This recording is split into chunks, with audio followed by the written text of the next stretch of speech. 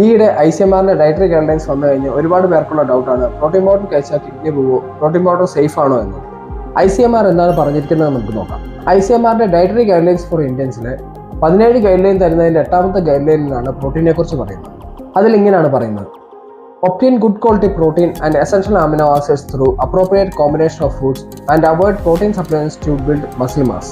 അതായത് muscle mass build ചെയ്യാൻ ആവശ്യമായിട്ടുള്ള എസൻഷ്യൽ അമിനോ ആസിഡ്സും പ്രോട്ടീൻസും നമ്മൾ അപ്രോപ്രിയേറ്റ് ആയിട്ടുള്ള ഫുഡ് സോഴ്സിൽ നിന്നും കണ്ടെത്തണം. അതിനായിട്ട് പ്രോട്ടീൻ സപ്ലിമെന്റ്സിനെ ആശ്രയിക്കരുതെന്നാണ് ICMR പറയുന്നത്. ഇതൊരു കറക്റ്റ് സ്റ്റേറ്റ്മെന്റ് ആണ്.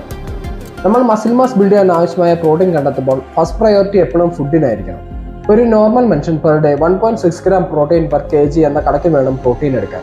അത്ലറ്റ്സ് സ്പെഷ്യൽ പോപ്പുലേഷനിലുള്ള ആൾക്കാർ അതിൽ കൂടുതൽ പ്രോട്ടീൻ എടുക്കേണ്ടി വരും. എന്നാൽ ഇന്നത്തെ ബിസി ലൈഫിൽ നമ്മുടെ ബോഡിക്ക് ആവശ്യമായിട്ടുള്ള പ്രോട്ടീൻ നമ്മുടെ ഫുഡിൽ നിന്നും കിട്ടണമെന്നില്ല. നമ്മുടെ ബോഡിക്ക് ആവശ്യമുള്ള പ്രോട്ടീൻ നമ്മുടെ ഫുഡിൽ നിന്ന് കിട്ടുന്നില്ലെങ്കിൽ ആ കുറവിനെ നികത്താൻ വേണ്ടി മാത്രം നമുക്ക് പ്രോട്ടീൻ സപ്ലിമെന്റ്സിനെ യൂസ് ചെയ്യാൻ സാധിക്കും.